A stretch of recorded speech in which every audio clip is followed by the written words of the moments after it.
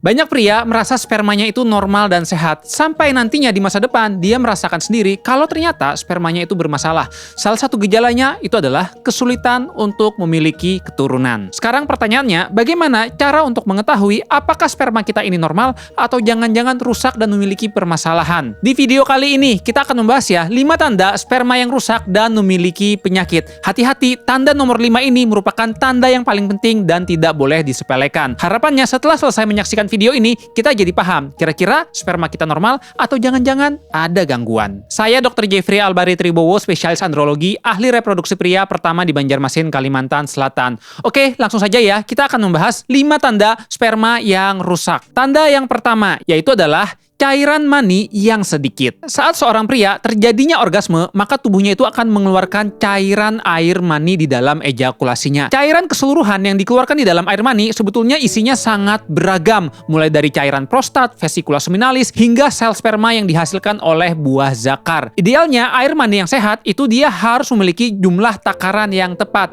Tetapi banyak pria loh yang salah paham tentang banyaknya air mani. Karena banyak yang ngelihat di film bokep ya, oh air mani normalnya itu harus melimpah luah. Jawabannya tidak juga. Karena sebetulnya air mani yang normal minimal banget saat diejakulasikan itu adalah 1,4 ml.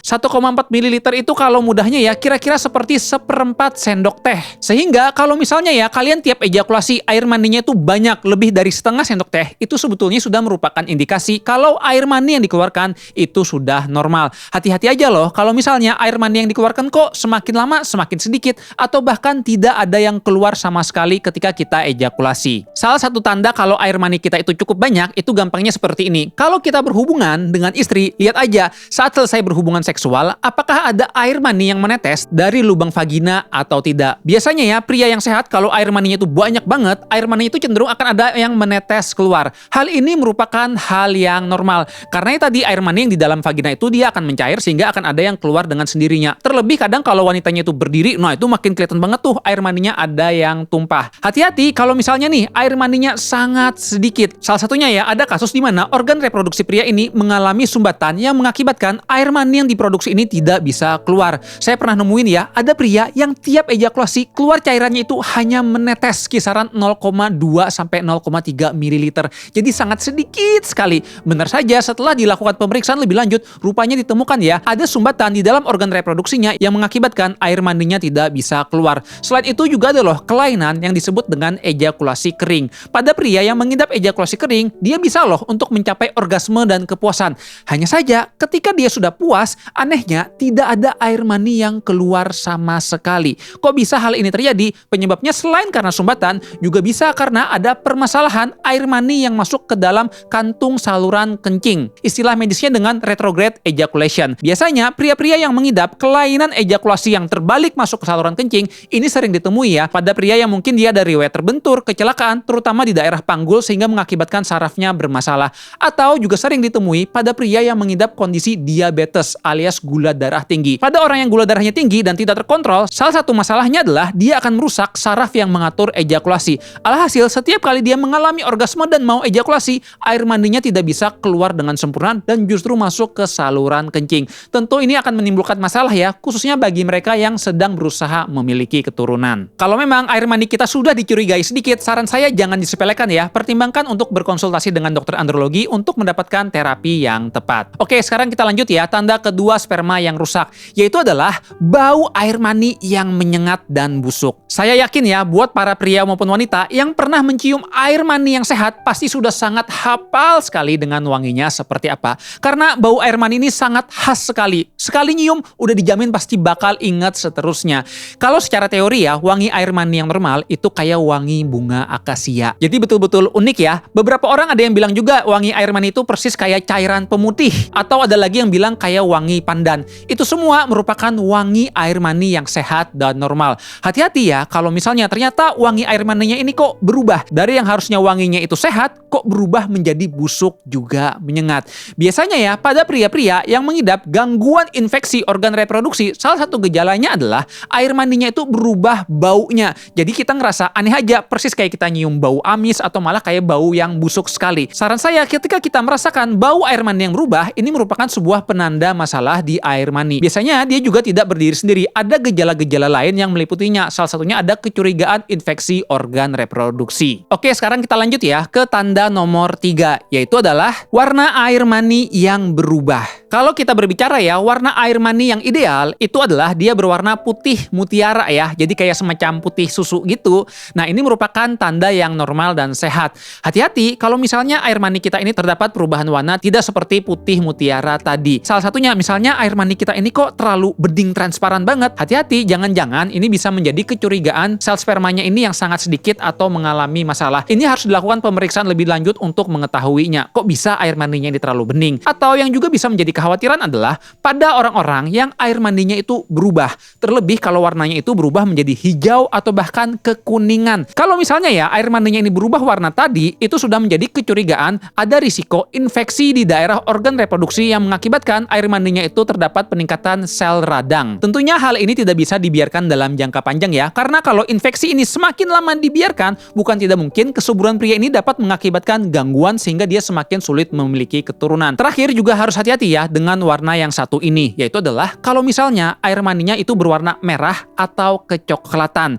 Nah, biasanya pada air mani yang berwarna merah atau kecoklatan ini, dia menjadi penunjuk kalau air maninya itu bercampur dengan darah. Pada beberapa orang ada yang darahnya ini segar ya, jadi kayak ada air mani putih, terus ada darah segar bercampur. Tetapi ada juga yang warnanya itu bercampur, kayak semi kecoklatan. Nah, ini juga sudah merupakan penunjuk. Apa yang menyebabkan air mani ini berubah warna menjadi merah atau kecoklatan? Biasanya dikarenakan mungkin pada orang tersebut ada benturan keras. Saya pernah nemuin ya, ada pria yang dia itu kebentur saat naik sepeda, buah zakarnya sampai sakit. Tiba-tiba besoknya air maninya itu berubah jadi merah. Makanya ini harus diwaspadai. Atau bisa juga air mani merah ini disebabkan oleh penyebab-penyebab lain. Misalnya ternyata ada pecahnya pembuluh darah di organ reproduksi, hingga yang paling berbahaya itu adalah kecurigaan adanya tumor organ reproduksi. Terlebih kalau merahnya ini terjadi dalam jangka waktu lama. Udah dibiarin kok masih tetap aja. Saran saya jangan disepelekan, pertimbangkan untuk periksa ke dokter andrologi. Baik, sebelum saya lanjut ke pembahasan lebih dalam, di sini saya minta tolong ya untuk kalian mengklik tombol subscribe di bawah ini. Karena ini akan membantu saya supaya semangat bikin konten dan kalian tidak ketinggalan ketika ada konten-konten edukasi kesehatan sperma di video selanjutnya. Oke, lanjut lagi ya yang nomor 4, yaitu adalah air mani yang terlalu kental lama. Ini yang paling sering menjadi kesalahpahaman. Banyak pria ya yang berharap air maninya itu semakin kental karena dia menganggap kalau air mani kental itu merupakan tanda yang sehat. Hati-hati, hal ini sebetulnya agak keliru loh. Betul sih di awal-awal air mani seorang pria ketika dia ejakulasi dia itu akan cenderung kental. Bahkan biasanya kayak ada semacam gel-gel gitu ya. Hal ini merupakan hal yang normal. Tetapi yang harus kita pahami ya, air mani yang kental ini dia tidak boleh bertahan lama. Biasanya dia ketika air mani ini didiamkan kurang dari 1 jam, dia harusnya sudah bisa mencair sempurna, tidak terlalu kental. Kalau misalnya udah ditunggu lebih dari 1 jam, air maninya ini masih kental. Hati-hati, ini sudah menjadi kecurigaan ada permasalahan di organ reproduksi kita. Jadi ya idealnya kalau kita mengetahui kekentalan air mani, setelah ditunggu kira-kira 1 jam, harusnya ketika kita regangkan, itu kekentalannya adalah kurang dari 2 cm. Kalau misalnya air mani kalian diregangkan di tangan sampai 4-6 cm, nah ini menunjukkan kalau air maninya itu terlalu kental. Dan ini menjadi sebuah penunjuk permasalahan. Kondisi medisnya disebut dengan hiperviskositas sperma, alias cairan sperma yang terlalu kental. Biasanya kalau air maninya yang terlalu kental, dia dapat mengganggu kesuburan, pergerakan spermanya menjadi terhambat, sehingga dapat mengganggu fungsi sperma yang optimal. Oke, sekarang tanda terakhir ya, nomor 5. Ini yang paling penting, yaitu adalah sel spermanya yang rusak. Kita harus paham ya, ada perbedaan antara air mani dengan sel sperma. Air mani itu adalah cairan yang dikeluarkan oleh tubuh kita saat ejakulasi.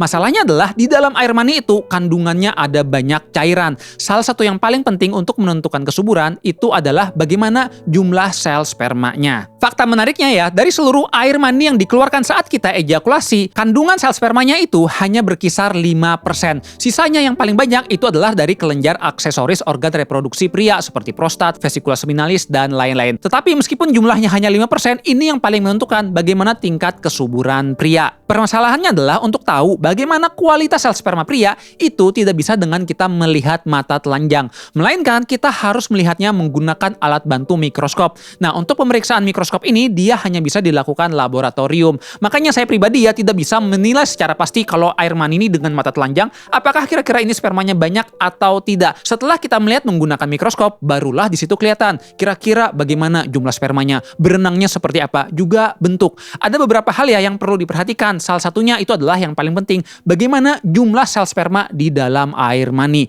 Idealnya sperma di dalam air mani itu harusnya adalah lebih dari 16 juta per mililiter. Ini yang paling normal. Hati-hati kalau misalnya ada kelainan, jumlah sel spermanya itu sangat sedikit. Hal ini merupakan gangguan kesuburan yang serius dan sebaiknya harus ditangani sesegera mungkin. Karena kalau spermanya ini semakin sedikit, maka dia akan semakin sulit untuk bisa membuahi sel telur. Terlebih ya, ada kondisi berat yang disebut dengan azoospermia.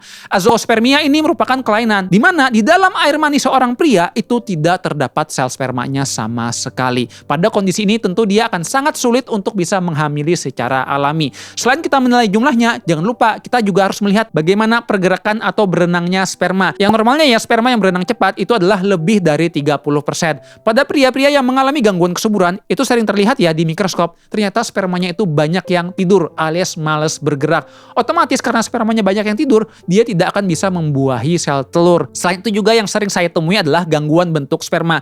Jadi idealnya bentuk sperma yang bagus itu ada kepala, leher, dan ekor yang utuh. Nah, banyak pria-pria yang kalau dia memiliki pola hidup tidak sehat, ada gangguan mulai dari kepalanya bolong, ekornya patah, hingga lehernya yang bentuknya aneh. Makanya di sini sangat penting ya, kita harus hati-hati dengan kesuburan kita. Kalau memang kalian ingin mengetahui lebih lanjut, kira-kira sperma saya ini mengalami masalah atau tidak, sebaiknya saran saya coba pertimbangkan untuk pemeriksaan laboratorium analisis sperma. Selalu setelah ada hasil, jangan lupa juga untuk diskusikan dengan dokter andrologi untuk menentukan kira-kira apa langkah selanjutnya yang bisa kita lakukan untuk memperbaiki sperma. Dengan dilakukan terapi yang tepat, harapannya ini akan membantu untuk memperbaiki kesuburan kita.